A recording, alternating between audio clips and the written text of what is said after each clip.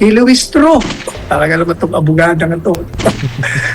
Ang problema sa inyo, wala na nga kayong dunong, inihahayag nyo pa sa publiko. Sa bagay, wala namang krimen to expose your ignorance or your stupidity or your idiocy.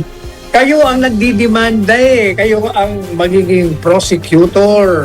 Kayo ang uusig kay Sara. Dapat yan, pagtanggap nyo lang ng complaint, hinanap nyo na kung meron bang patutunguhan at meron bang prueba para manalo kayo. Yan ang nangyayari. Lumalabas tuloy na mga mangmang kayo pagdating dyan sa prosedimento ng impeachment sa ilalim ng saligang batas. Natatawa ka. Merong isa naman niyang congressman. Ganda-ganda ng mga punto de vista niya. Pagkatapos, pagbutuan yung pala, ganun din siya. Nakaparpareho nga ako Hindi na.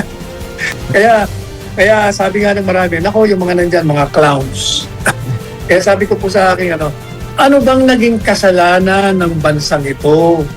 At binigyan tayo ng isang kapulungan na punong-puno ng mga payaso, punong-puno ng mga BO to the second power at IDIOTS. Diyos mio, perdon naman. Ano ba yan? Ay, yan po. And Tuloy na po sa... Totoo lang mo, alam nyo, itong tinawag nila mini trial daw. Sinabi ko, monstrosity yung mini trial. Incongruity. Noong una, nung sinabi sa kanila na, teka muna, bakit mo sinasabing mini trial yan? Ang trial, eksklusibo sa Senado. Wala kayong karapatan. Kasi yung mini trial galing yun sa kanino? Galing yun sa chair mismo. Illuistro. Talaga naman itong abogada na ito. Mini trial daw. Nung nakita nila siguro pala, binago nila ang nomenclature. Nomenclature. A different name, they call it now. Hindi, preliminary investigation yan. Dinidetermine na lang namin ang probable cause. Dinidetermine nila ang probable cause. Bakit pinipilit yung papuntahin pa dyan? Pwede naman yung i-determine na ang probable cause. Moreover, gaya ng sinabi ko, masyado kayong contradiction. Sinisira niyo ang sarili niyong argumento. Paano nyo hahanapin ang probable cause? Sabi niyo na nga, sufficiente ang aligasyon. Ibig sabihin may nakita na kayong tama at may prueba na kayo. Ngayon, ang ginagawa nyo, pinapasuntinan nyo at sabi nila, hindi, magdala ka ng ebidensya rito. Hindi nga po pwede sila magdala ng ebidensya sa inyo. Kayo ang nagdidemanda Kayo ang magiging prosecutor. Kayo ang uusig kay Sara. Dapat yan, pagtanggap nyo lang ng complaint, hinanap nyo na kung meron bang patutunguhan at meron bang prueba para manalo kayo. Bakit? Binabaliktad nyo. Kaya nga incongruity, makahalimaw, monstrosity, isang plataforma. Ang problema sa inyo, wala na nga kayong dunong, inihahayag nyo pa sa publiko. Sa bagay, wala namang krimen to expose your ignorance or your stupidity or your idiocy. Yan ang nangyayari. Lumalabas tuloy na mga mangmang kayo pagdating dyan sa prosedimento ng impeachment sa ilalim ng saligang batas. Mabuting-mabuti kung magagaling kayong magsalita at may mga laman ng inyong mga salita. Matatawa ka. Merong isa naman niyang congressman. Ganda-ganda ng mga punto de vista niya. Pagkatapos, pagbutuan yung pala, ganun din siya. Nakaparpareho nga ako Hindi na. Kaya sabi nga ng marami, nako yung mga nandyan, mga clowns. Marami diyang mga payaso. Marami diyang mga BO to the second power. Meron dyan mga IDIOTS. Sabi nila, yan kaya masisisi niyo ba? Kaya sabi ko po sa akin, ano bang naging kasalanan ng bansang ito? at binigyan tayo ng isang kapulungan na punong-puno ng mga payaso, punong-puno ng mga BO to the second power at IDIOTS. Diyos mio, perdon naman. Ano ba yan? Tuloy mo. Ayan po. Sa last paragraph po, subtopic, sham proceeding, game over in 2028. The proceeding is nothing but a sham, or moro-moro in the vernacular. As repeatedly discussed in this columnist's daily SMNI TV show and TikTok podcast, the Justice Committee will just go through the motions of deliberating on the impeachment complaints. In reality, the recommendation to the plenary of the House of Representatives for the transmission of the impeachment complaint to the Senate has long been decided. So, is the voting in the plenary a foregone conclusion? While the impeachment of Vice President Sara Duterte in the House is a done deal, the number of legislators voting for her impeachment will dramatically decrease, as a lot of them will lay the foundation for the transfer of their loyalty from President Marcos, who is almost a lame duck president, to Inday Sara, knowing that the anti-Duterte forces cannot muster the required 16 votes for conviction.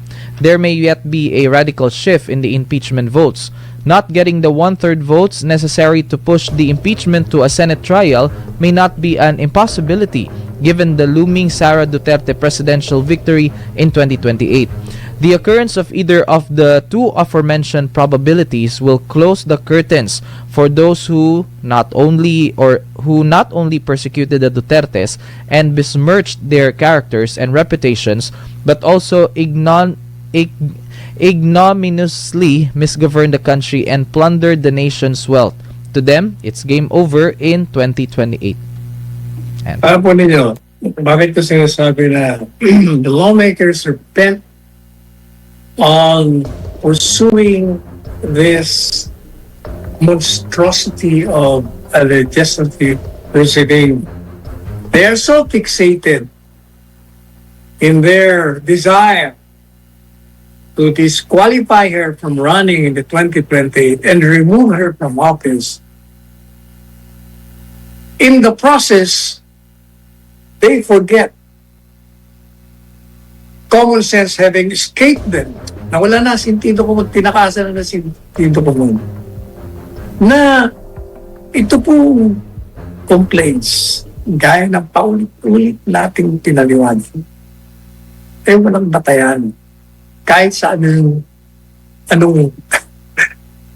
kanto nyo tingnan, in whatever corner you see and look and examine it, talagang wala.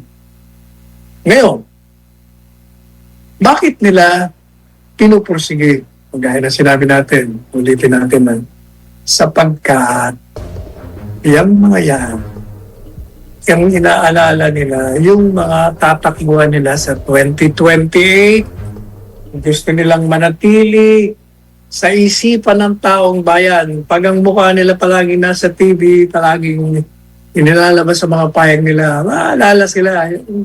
Kahit na nga bad publicity, sabi nga nila, publicity still, whether it's good or bad. Kahit na, alam po nila na moro-moro yung ginagawa nila. Bakit moro-moro? Yun pong desisyon sa impeachment, matagal na nilang plinano. Hindi pa sila nga nagplano ng impeachment. Hindi pa sa kanila yan. So alam na nila ang gagawin nila. So alam na nila na sa Committee on Justice siguradong papasa. At alam din nila na since sila ang boboto at sila rin ang gumawa, makakapasa. Kaya kita nyo, 215 votes yung nakaraang taon. Na pa walang halaga lang dahil nag-ruling ang Korte Suprema. Kaya, halatang halata ho. Tapos na. Yung plenary session na yan, sigurado naman yan. Hindi ba? Tingnan nyo ha. Sinabi na nga hindi darating, may sulat na eh. Pero, in-adjourn nila, sinuspindi nila, at babalik na naman sila para ituloy daw. Wala na nga darating. Kung walang darating at sinabing hindi na kami darating, bakit di nyo pa isumite sa plenaryo na magbotohan na kayo? Moro-moro na nga kayo eh. Diyan naman sa plenaryo, ganun din ang mangyayari. Tuloy din naman. Although, alam po ninyo, hindi rin katakataka. Hindi rin imposible ang mangyari na dahil alam nila na si Inday Sara ay mananalo sa Senado at mananalo bilang presidente, pwede rin naman iniisip nila, naku, ngayon pa lang magbaliktaran na tayo. Huwag na natin itong patalunin sa Senado. Dito pa lang sa Kamara de Representante, kitlin na natin ito, patayin na natin ito, iboto na natin itong talo. Magboto na lang tayong walang required number of votes na kailangan. O yun o, hindi yung imposible yan. Bakit? Sapagkat alam nila na pag dumating yan sa Senado, talo rin sila. At sigurado naman, magiging presidente. You might as well, sabi lang, play along na lang tayo. If you cannot beat your enemy, join them. O yan ang prinsipyo nila.